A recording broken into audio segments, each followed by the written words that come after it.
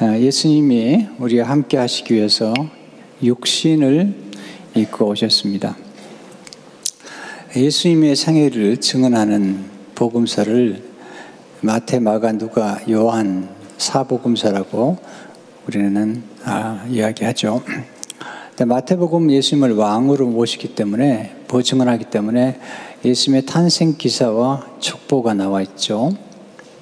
마가복음은 예수님을 종으로, 섬기러 오신 종으로 증언하기 때문에 마가복음에는 예수님의 족보와 탄생 기사가 없어요.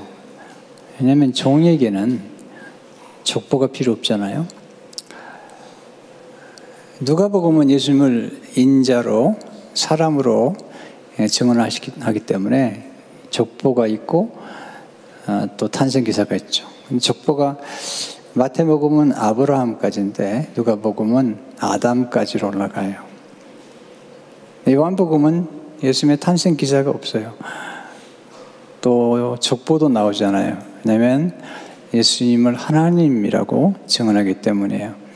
하나님에게는 족보가 필요 없죠. 하나님에게는 탄생 기사가 필요 없죠. 그럼 요한복음은 탄생 기사를 기록하지 않은 대신에 우리에게 예수님의 성탄의 의미를 보여주는 그런 복음서죠. 네 복음서가 다 조화를 이루어서 예수님을 증거하지만 특별히 요한복음은 예수님은 하나님이시다. 근데 그 하나님이 육신을 입고 오셨다는 엄청난 메시지를 우리에게 주는 것입니다. 특별히 오늘은 14절의 말씀을 중심으로 말씀을 나누려고 합니다. 한번 같이 읽어보겠습니다. 시작. 말씀이 육신이 되어 우리 가운데 거하심에 우리가 그 영광을 보니 아버지의 독생자의 영광이요 은혜와 진리가 충만하더라. 먼저 이 말씀을 통해서 우리가 알아야 될 사실은 예수님 육신이 입고 오셨지만 예수님은 하나님이시라는 사실이죠. 첫째, 예수님은 말씀으로 천지를 창조하신 하나님이십니다. 요한복음 1장 1절에 3절에 보게 되면 태초에 말씀이 계시니라. 이 말씀이 하나님과 함께 계셨으니 이 말씀은 곧 하나님이시니라. 그러니까 태초에 하나님과 함께 계셨고 만물이 그로 말미암아 지은 바 되었으니 지은 것이 하나도 그가 없이는 된 것이 없느니라. 예수님은 하나님이시다. 네, 말씀으로 천지를 창조하셨어요. 히브리 12장 3절을 보게 되면 믿음으로 모든 세계가 하나님의 말씀으로 지어진 줄을 우리가 아나니 보이는 것은 나타나는 것으로 말미암아 된 것이 아니니라. 하나님의 아들 예수님은 창조주시다. 그리고 말씀으로 천지를 창조하셨어요. 근데 태초에 말씀이 계셨죠. 근데 말씀이 있기 전에 생각이 있었죠.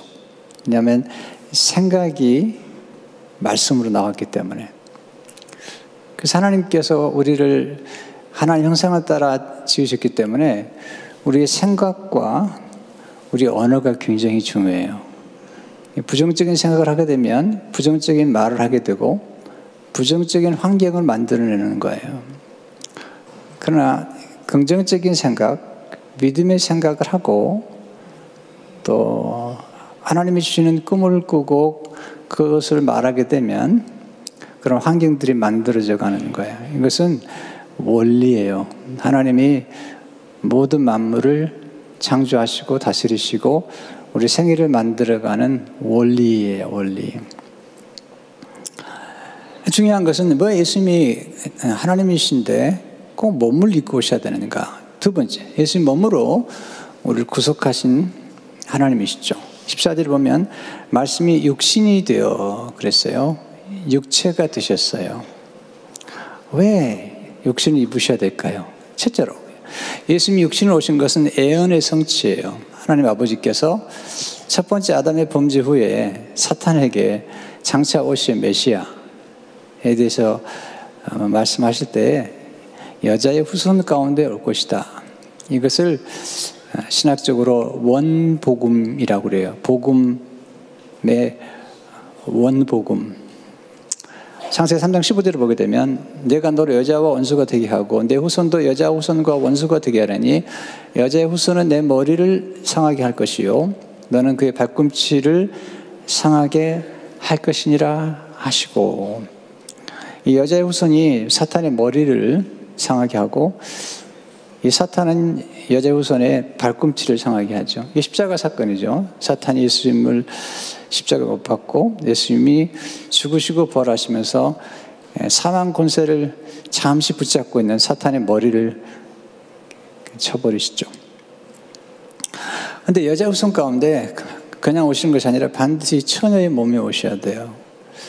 또한 남자와 여자와 관계 사이에서 태어나면 안 돼요. 왜냐하면 남자와 여자와의 관계 속에 태어난 모든 사람은 첫 번째 아담의 원죄를 안고 태어나기 때문에 첫 번째 아담의 DNA, 불순종과 교만과 죄라는 DNA를 갖고 태어나게 되어 있어요. 근데 원리예요. 죄인은 죄인을 구원할 수 없어요. 반드시 죄가 없는 분이 죄인을 구원할 수 있어요. 그것은 원리지만 아주 중요한 거죠. 그래서 예수님께서 남자와 여자의 사이에 태어난 것이 아니라 성령에 의해서 처녀의 몸이 태어나게 된 것이죠. 그래서 마태복음 1장 13절에 보면 보라 처녀가 잉태하여 아들을 낳을 것이요 그의 이름은 임마누엘이라 하리라 하셨으니 이를 번역한즉 하나님이 우리와 함께 계시다 함이라. 이건 이사야 7장 14절의 말씀의 예언의 성취죠. 그리고 성령으로 잉태하신 거예요. 이것은 우리 인간의 지혜로는 헤아릴 수 없는 하나님의 역사예요. 성령으로 잉태해야만이 죄 없이 태어날 수 있기 때문이에요. 그래서 마태복음 1장 18절에 보면 예수 그리스도의 나심은 이러하니라. 그의 어머니 마리아가 요셉과 약혼하고 동거하기 전에 성령으로 잉태되는 것이 낫더니. 성령으로 잉태돼서 태어나신 분만이 그분만이 인간의 죄를 구원할 수가 있어요. 왜냐하면 죄인을 구원할 수가 없어요. 죄인은 죄를 사할 수가 없어요. 의인만이 가능한데 예수님이 죄 없이 태어나셨어요. 그래서 우리를 죄 가운데 구원할 수 있죠. 그래서 마태복음 1장 21절을 보게 되면 아들을 낳으리니 이름을 예수로 하라. 이는 그가 자기 백성을 그들의 죄에서 구원할 자심이라 하니라. 두 번째, 예수님은 몸으로 우리 죄를 담당하셨어요. 굉장히 중요한 신학적이며 복음 교리적으로 반드시 이해해야 될 말씀이에요. 베드로전서 2장 24절을 보게 되면 같이 읽어보겠습니다. 시작. 친히 나무에 달려 그 몸으로 우리 죄를 담당하셨으니 이는 우리로 죄에 대하여 죽고 의에 대하여 살게 하려 하심이라. 그가 채찍에 맞음으로 너희는 남을 얻었나니. 이게 중요한 메시지인데 몸으로 우리 죄를 담당하셨어요. 영으로가 아니에요. 몸으로 담당하셨어요. 예수님은 말씀으로 만물을 창조하셨지만 예수님은 그의 몸으로 우리 죄를 구속하셨어요. 왜 몸으로 오셔야 되는가? 몸으로 오지 아니하시면 우리의 죄를 사해주는 피를 흘릴 수 없기 때문이에요. 하나님이 그렇게 정하셨어요. 우리 인간의 모든 죄는 피를 통해서만이 속죄를 받게 되어 있어요. 그런데 영은 피를 흘릴 수가 없어요. 예수님이 몸으로 오셔서 피를 흘려주심으로 우리가 죄를 속함받게 되는데 예수님이 십자가에 그 구속의 비밀을 레위기 17장 11절에 이렇게 얘기하고 있어요. 육체의 생명은 피에 있음이라 내가 이 피를 너에게 주어 제단에 뿌려 너희의 생명을 위하여 속죄하게 하였나니 생명이 피에 있으므로 피가 죄를 속하느니라. 여기서 중요한 메시지가 있는데요. 이걸 놓치면 안 돼요. 내가 이 피를 너에게 주어. 내가 하나님이 피를 주어서 우리 죄를 속죄하는 거야. 모든 피의 주인은 하나님이세요. 특별히 구약에는 하나님께 희생 제물을 드렸는데 희생 제물을 드렸다는 것은 헌물을 의미해요. 헌물이라는 것은 하나님께 바쳐진 거예요. 하나님 거예요. 하나님께서 그 피를 우리에게 주셔서 그 약성들을 주셔서 그 죄를 속하다라는 뜻은 원래 덮다는 뜻이에요. 구약의 성도들의 죄는 용서는 받았지만 죄가 덮어졌을 뿐인데 죄가 완전히 없어지지 않았어요. 근데 신약에서 예수님 하나님께서 하나님의 아버지께서 독생하신 하나님의 아들, 곧 하나님의 피를 우리에게 주셔서 우리를 영원히 속죄할 수 있도록, 속죄받을 수 있도록 길을 열어주신 거예요. 그래서 예수님의 피만이 우리의 죄를 덮어줄 뿐만 아니라 우리 죄를 완전히 없이 할 수 있는 그 능력을 가지고 있는 것입니다. 그래서 요한은 이걸 아주 강조하는데요. 예수님이 육신에 오신 것과 함께 예수님이 어린 양으로 오셨다는 거예요. 어린 양이라는 말은 희생 제물이라는 뜻이에요. 희생 제물은 눈에 보이는 거예요. 구약에는 황소나 염소나 양이 희생 제물이 됐는데 이것을 가리켜서 어린 양이라고 우리가 총칭하는 거예요. 어린 양이란 말은 희생 제물을 가리켜 하는 말이죠. 희생 제물은 반드시 피 흘리기에 존재하는 거죠. 그래서 요한복음 1장 29절에 보면 이튿날 요한이 예수께서 자기에게 나오시는 보고 이르되 보라 세상 죄를 지고 가는 하나님의 어린 양이로다. 왜 어린 양으로 오셨냐면 피를 흘려주시기 위해서 오신 거죠. 구약의 짐승의 피도 하나님께 드려졌다가 뿌려지면 굉장히 능력이 있죠. 죄를 덮을 수 있으니. 그러나 예수님의 피는 하나님의 아들의 피예요. 그렇기 때문에 비교할 수가 없는 거죠. 전 인류를 구원할 수 있는 능력이 있죠. 그래서 히브리서 9장 12절 14절에 보면 염소와 송아지의 피로 하지 아니하고 오직 자기의 피로 영원한 속죄를 이루사 단번에 성소에 들어가셨느니라. 염소와 황소의 피와 및 암송아지의 죄를 부정한 자에게 뿌려 그 육체를 정결하게 하여 거룩하게 하거든 하물며 영원하신 성령으로 말미암아 흠없는 자기를 하나님께 드린 그리스도의 피가 어찌 너희 양심을 죽은 행실에서 깨끗하게 하고 살아계신 하나님을 섬기게 하지 못하겠느냐. 이 피는 우리를 깨끗하게 할 뿐만 아니라 우리를 하나님을 섬길 수 있도록 도와주는 것입니다. 그래서 그 당시에 이단이라고 불리워지는 사람들은 예수님 육체로 오신 것을 부인하면 이단이 되는 거죠. 왜냐하면 예수님 육체로 오시지 않으면 우리에게 보혈을 줄 수 없기 때문이죠. 그래서 요한 2서 1장 10절을 보게 되면 미혹하는 자가 세상에 많이 나왔나니 이는 예수 그리스도께서 육체로 오심을 부인하는 자라. 이런 자가 미혹하는 자요 적그리스도니. 그러니까 이 예수님이 육체로 오셨다는 사실이 엄청난 중요한 건데 이걸 부인하면 적그리스도가 되는 거죠. 그래서 요한일서 4장 2절을 보게 되면 이로써 너희가 하나님의 영을 알지니 곧 예수 그리스도께서 육체로 오신 것을 시인하는 영마다 하나님께 속한 것이요. 그래서 사도 요한은 예수님께서 흘리신 물과 피, 그 몸을 굉장히 강조해요. 예수님의 살, 예수님 흘리신 물, 흘리신 피를 강조하죠. 요한일서 5장 1절에 보면 예수님을 증거하는데 이는 물과 피로 임하신 이시니 곧 예수 그리스도시라. 물만 아니요 물과 피로 임하셨고 증언하는 이는 성령이시니 성령은 진리니라. 성령이 증언하시는데 뭘 보고 예수님이 구세주라는 사실 증거하냐면 예수 그리스도 몸에서 나온 물과 피를 증언하는 분이 성령이세요. 네.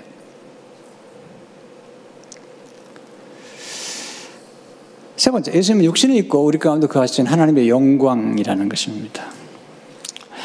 자, 요한복음 1장 14절 말씀 한번 다 같이 다시 한번 읽겠습니다. 시작. 말씀이 육신이 되어 우리 가운데 거하심에 우리가 그 영광을 보니 아버지의 독생자의 영광이요 은혜와 진리가 충만하더라. 이렇게 영광이 두 번 나오는데 모세가 하나님께 영광을 보여달라고 그러죠. 하나님 말씀하시죠. 영광을 보면 죽는다. 하나님의 얼굴을 보면 죽는 거예요. 그 밖에서는요. 하나님의 임재를 보면 죽는 거예요. 네. 하나님께서 그 영광을 어디에 감춰놨냐면 성막이 있는데요. 성막 성전이 있는데 거기에 성소가 있고 지성소가 있죠. 이 지성소 안에 가장 은밀한 것이죠. Holy of Holies, 가장 거룩한 곳에 은혜의 보좌가 있고 바로 거기에 하나님의 영광이 구름으로 임하셔서 자기 영광을 감추시는 거예요. 구름만 보이는 거죠, 사실은요. 근데 그 영광을 신약에서 하나님 아버지께서 예수 그리스도를 통해서 보여주신 거예요. 우리는 굉장히 복을 받은 사람들이죠. 왜냐하면 그 영광을 보기 때문이죠. 그래서 중요한 질문이 있죠. 왜 예수님께서 하나님이신데 우리가 똑같이 몸을 입고 오셔야만 했는가? 첫째, 예수님은 성육신을 통해서 우리를 위로해 주시고 상담해 주시기 위해서예요. 예수님이 친히 육신을 입고 오심으로 연약한 육신을 입은 우리들의 고통과 아픔과 상처와 눈물과 애환과 갈등과 질병과 가난과 섭섭함과 억울함과 괴로움과 계속할까요? 이런 것들을 아시기 위해서 오신 거예요. 우리가 누군가를 위로하려면 우리가 그런 경험을 해봐야 돼요. 우리가 누군가를 정말 상담하려면 우리가 그 자리에 있어 봐야 돼요. 주님이 그렇게 하시러 오신 거예요. 히브리서 4장 15절을 보게 되면 우리에게 있는 대제사장은 우리 연약함을 동정하지 못하실 리가 아니요 모든 일에 우리와 똑같이 시험을 받으신 이로되 죄는 없으시니라. 연약함을 동정해 주신 분이죠. 왜냐하면 우리와 똑같이 시험, 여러 가지 유혹과 시련을 다 겪은 까닭이죠. 팀킬러 목사님이 갑상선 암에 걸리셨어요. 그래서 암에 걸리면서 이제 사모님과 같이 매일 기도를 하기 시작하죠. 그러면서 그가 경험한 책이 기도라는 책이에요. 아주 좋은 책이에요. 근데 그분이 이제 다른 책에 보면 그런 얘기를 하죠. 본인이 갑상선 암에 걸린 후에 암 환자와 암 환자 가족들을 진정으로 위로하시게 되었다. 그동안에 위로했던 것과는 전혀 다른 차원에서 위로하게 되었다. 근데 예수님은 우리의 질고를 주셨어요. 질고라는 것이 우리의 고난과 가난과 질병들을 다 포함하는 거예요. 뿐만 아니라 예수님은 우리가 겪은 모든 고통들을 다 겪으셨어요. 우리가 가장 받은 상처 중 하나가 뭐죠? 거절당하는 것, 무시당하는 것, 멸시를 당하는 것, 또 오해를 받고 능욕을 당하는 것, 사람들이 욕하는 것을 듣는 것, 뺨을 맞는 것, 이거 참 고통스러운 것이죠. 그 많은 것들을 경험하실 뿐만 아니라 우리 인생에서 우리가 겪을 수 있는 모든 경험들을 하셨기 때문에 가장 좋은 상담자가 되신 것이죠. 우리 인생에서 상담자가 필요해요. 여러분, 우리 인간은 완전하지 않아요. 우리에게 반드시 상담자가 필요해요. 멘토가 필요하고 인생의 코치가 필요하죠. 인생의 코치는 뭐냐면 이미 그 자리에 있어 본 사람이죠. 어떤 문제가 있으면 그 문제를 풀어본 사람, 또 사업을 했다가 실패하기도 하고 다시 일어나 본 경험이 있는 사람, 실패해보고 다시 일어나 본 경험이 있는 사람, 병을 앓았는데 회복한 경험이 있는 사람, 완전히 망했는데 다시 재기하는 사람, 그런 사람들은 망했던 경험 가운데 재기했던 것들을 알고 있는 사람이죠. 예수님의 이름을 모사라고 그래요. 모사는 카운슬러예요. 우리가 보통 모사 그러면 좀 좋지 않은 이미지지만 성경의 모사란 뜻은 카운슬러. 그러니까 예수님도 카운슬러고 성령도 모략의 영이라고 그랬어요. 모략, Spirit of Counsel. 이사야 9장 1절을 보게 되면 이는 한 아기가 우리에게 낳고 한 아들을 우리에게 주신 바 되었는데 그의 어깨는 정사를 메었고 그 이름은 기묘자라 모사라. 이 기묘자라 모사란 말을 영어에 보면 Wonderful Counselor라고 했어요. Wonderful Counselor라고 했어요. 우리에게 멘토가 필요해요. 그리고 컨설턴트가 필요해요. 조언이 필요해요. 예수님도 우리에게 오신 것은 예수님이 각종 지혜와 각종 지식을 우리에게 주셔서 우리로 하여금 풍성한 생명을 누리도록 하는 거죠. 그래서 교회에서 여러분이 배우는, 오늘 또 배우는 여러 가지 지혜와 지식이 여러분의 삶의 풍성함을 도와주고 또 문제를 보는 시각과 안목과 다양한 디멘션에서 문제를 보게 해주는 그런 앵글을 보여주는 게 메시지예요. 그것도 영원한 안목에서. 그래서 교회에서 여러분이 듣는 설교가 굉장히 중요한 거예요. 네, 저는 집단 상담을 하고 있는 거예요. 말씀을 통해서. 성령님을 파라클레토스라고 그러죠. 네, 우리 곁에서 우리를 위로해 주는 분, 또 우리를 변호해 주는 분이 필요하잖아요. 모르면 자꾸 물어보세요. 병도 자랑하셔야 돼요. 왜냐하면 그래야지 많은 솔루션들을 얻게 돼요.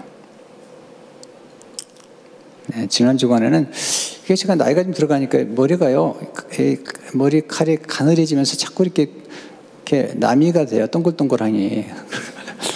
저는 궁금한 게 있으면 물어보거든요. 했더니 이렇게 이야기를 하는 중에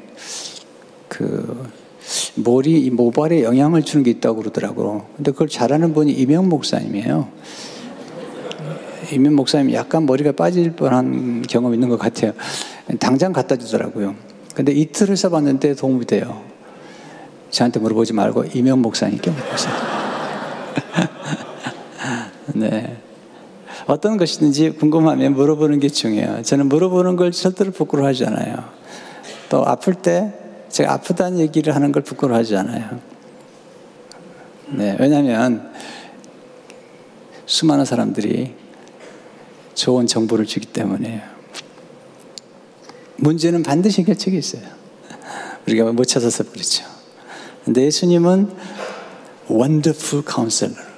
네, 우리 멘토가 되시는 거죠. 인생을 성공적으로 살았던 인물들은 간단합니다.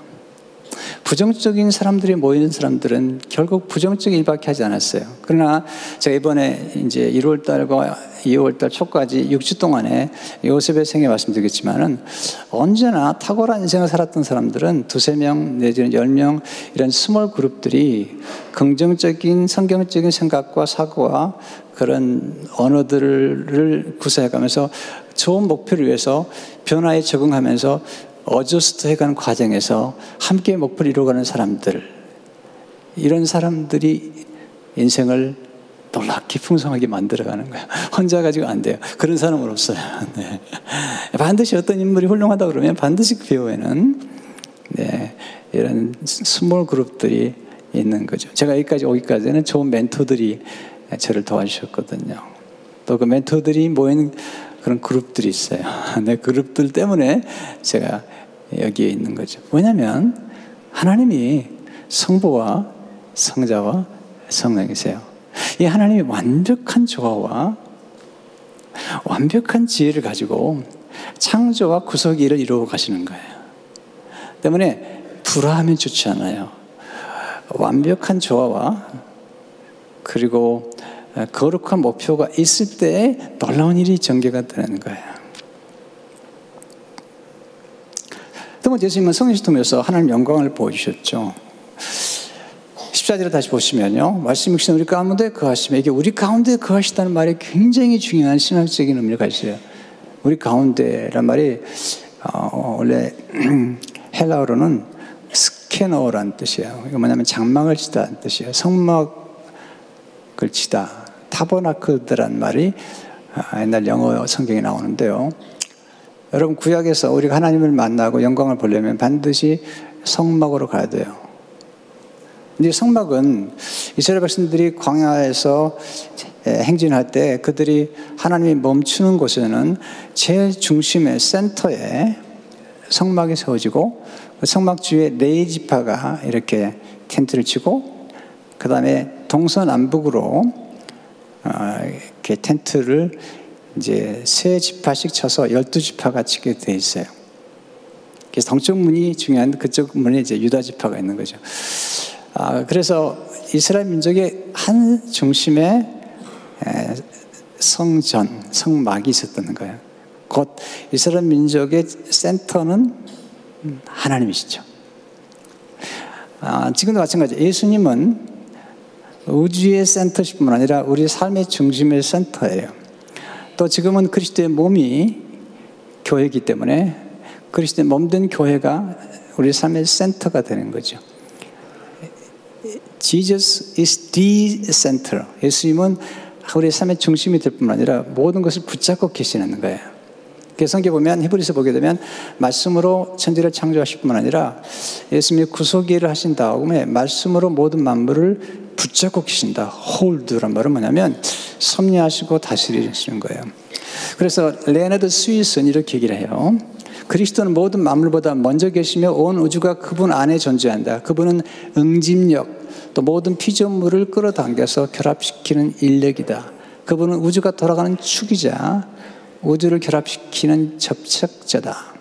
그리스도를 제거하면 우주 전체가 해체되며 우주를 연결시키는 설기가 뜯어지고 창조계의 바퀴도 떨어져 나간다. 근데 그래서 우주만 그런 게 아니라 우리 삶의 센터에 중심에 그리스도가 계실 때 가장 아름답고 조화를 이루고 가장 평강스러운 것을 경험하겠다는 거죠. 근데 예수님이 오신 다음에 이제는 눈에 보이는 성전이 성막이 사라졌어요.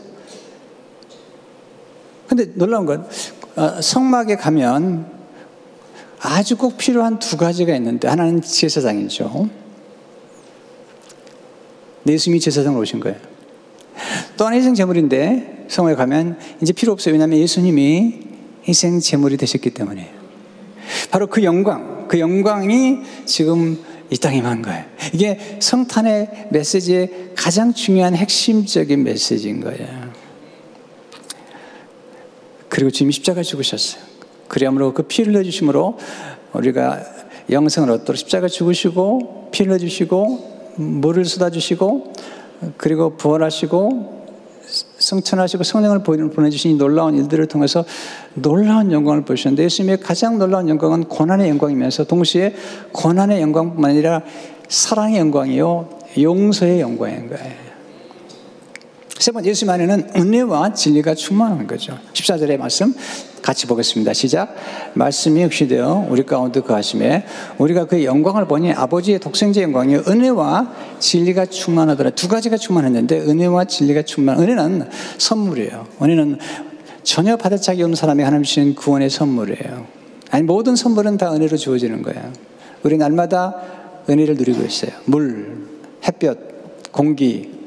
근데 가장 중요한 건 구원이죠.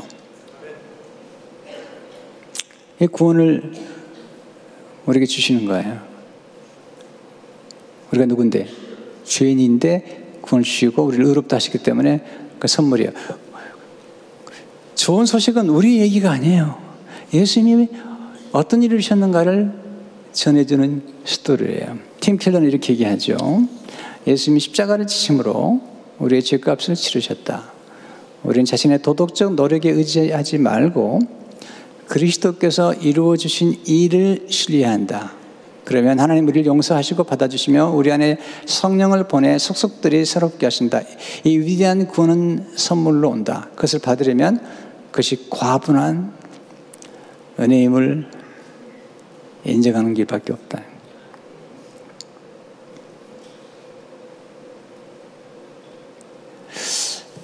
교회를 30년 다니고도 이렇게 표현하는 분들을 보면 좀 안타까워요. 목사님 내가 이렇게 살아서 구원 받겠어요?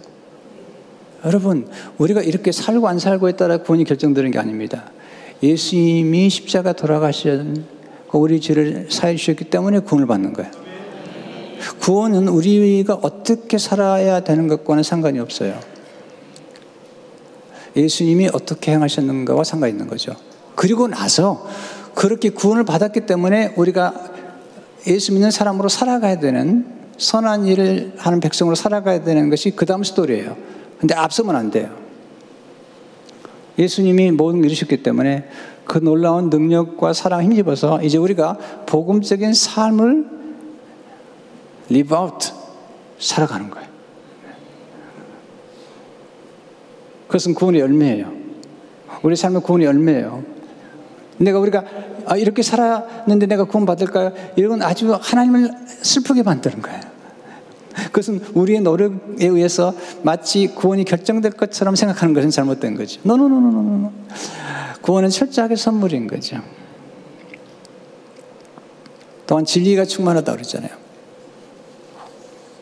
진리는 이론일 수도 있지만 사실은 인격이죠. 예수님이 진리시니까. 요한복음 14장 1절을 보면 예수께서 내가 곧 길이요 진리요 생명이 나로 말미암지 않고는 아버지께로 올 자가 없느니라. 그런데 요한복음에 보면 진리와 함께 먼저 증언하는 게 참 빛을 치면 true light. 예수님께서 천지를 만드실 때 제일 먼저 만든 게 빛이에요. 왜냐하면 해와 달과 별을 만들기 전에 빛이 존재해야 돼요. 왜냐하면 빛으로부터 모든 생명이 오고 빛으로부터 모든 것이 만들어지기 때문이에요. 그 빛이 누구죠? 예수님이세요. 근데 그 빛이 임했어요. 보세요.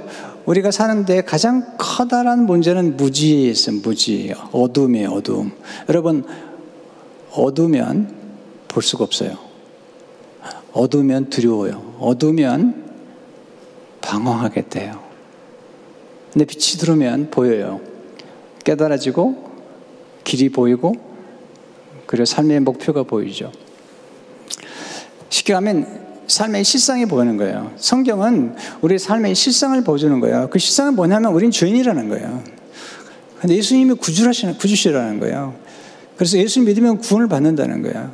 그 그리스도를 믿고 구원을 받을 때 우리는 진정한 자유에 이른다는 거죠. 그래서 요한복음 8장 32절을 보게 되면 진리를 알지 진리가 너희를 자유롭게 하리라. 요한복음 8장 30절을 보면 더 놀라워요. 그러면 아들이 너희를 자유롭게 하면 너희가 참으로 자유로워. 예수님만이 우리를 자유롭게 하시는 거예요.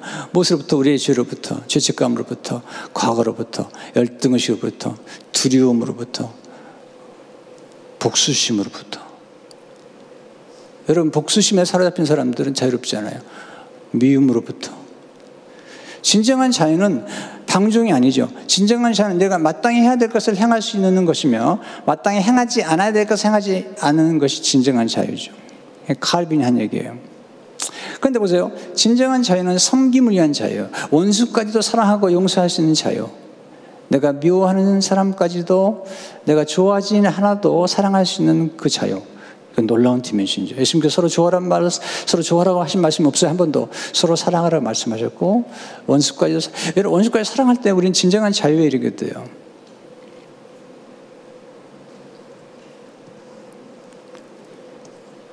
그래서 진리가 정말 좋은 거죠. 근데 충만이라는 단어가 참 놀라운데요. 이게 이제 오늘 시간이 없어서 이거 말씀 다 풀어드리지 못했지만 먼저 이 플레레스라고 하는 충만이라는 단어가 굉장히 놀라운데 이것은 가득 차다는 뿐만 아니라 영향을 주다는 뜻이에요.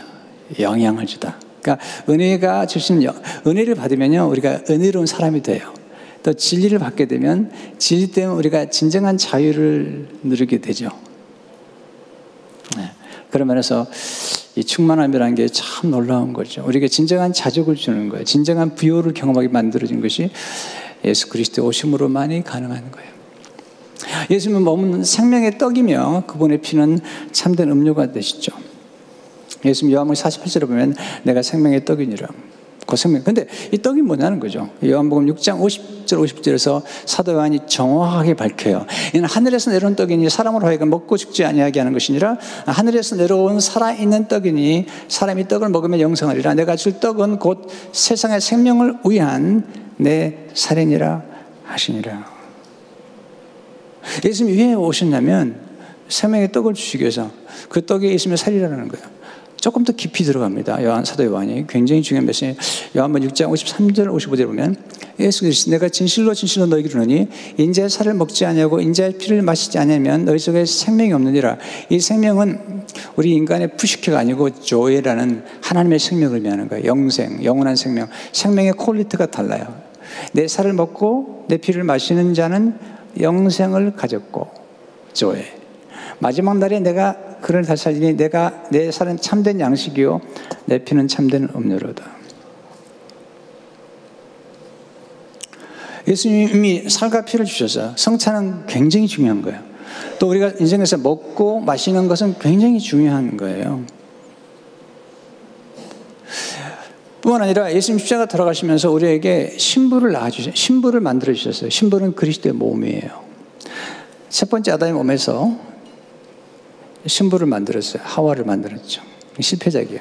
마지막 아담의 몸에서 물과 피를 쏟아질 때 신부를 하나님이 만들어 주셨는데 교회예요. 교회. 그리스도의 몸 된 교회예요.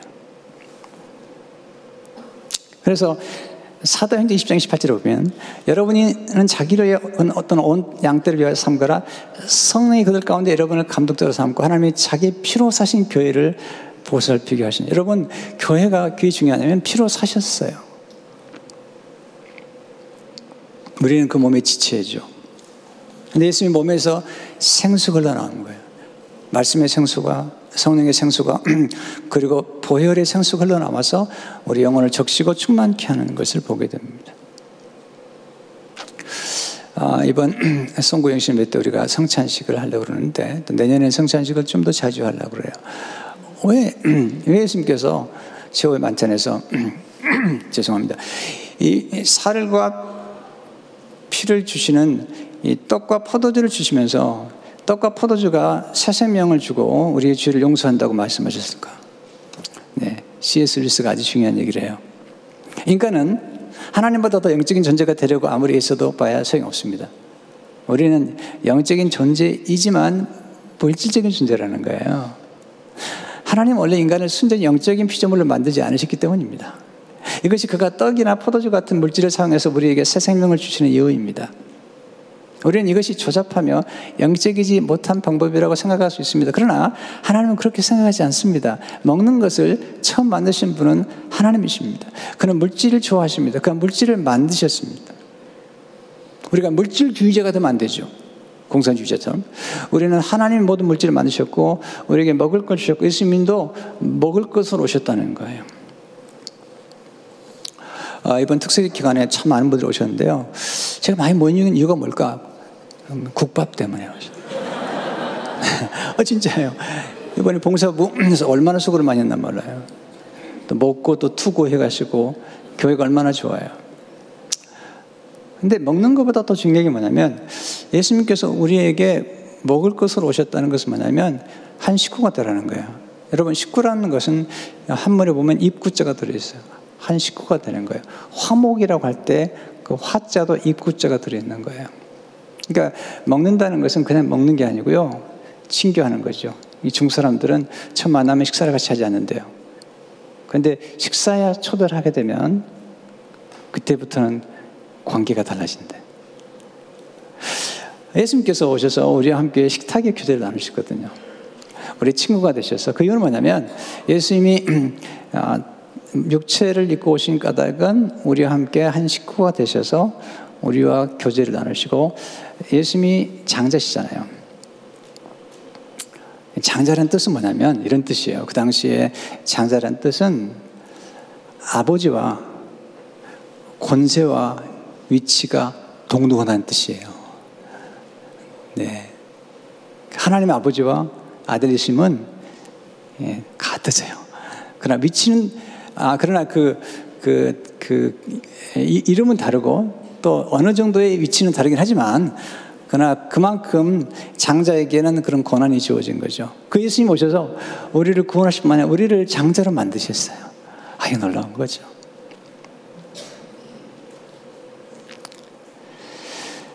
성탄이 너무 기쁜 소식이죠. 왜냐하면 예수님이 우리를 찾아오셨어요. 우리가 찾아간 게 아닙니다. 한번 틴켈러 목사님 얘기 소개 들어보면 어떤 곳에서 어떤 여자분이 강도를 만나가지고 소리를 지릅니다. 도와달라고. 밤늦게 도와달라고 막 소리 지르는 거예요. 그랬더니 위층에 아파트에서 불이 쫙 켜지는 겁니다. 소리를 듣고. 근데 아무도 내려오지 않았습니다. 강도가 소리를 지르는 걸 듣고 갔다가 다시 5분 만에 돌아와서 아무도 없는 걸 알고 그 여인을 죽였습니다. 아무도 내려오지 않았습니다. 근데 예수님은 내려오셨습니다. 그리고 우리를 구원해 주시고 살리신 것입니다. 이것이 크리스마스의 메시지입니다. 기도하겠습니다. 고마우신 하나님, 친히 내려오셔서 우리를 구원하시는 은혜로우신 하나님, 아무도 우리를 돌아보지 않을 때 우리를 사랑하시고 우리를 축복하신 하나님, 이 성탄의 은혜가 우리 안에 풍성하도록 도와주시고 우리도 예수님처럼 우리 몸으로 산제사를 드리면 살아가는 우리 모두가 되도록 축복해 주옵소서. 예수 이름으로 기도합니다.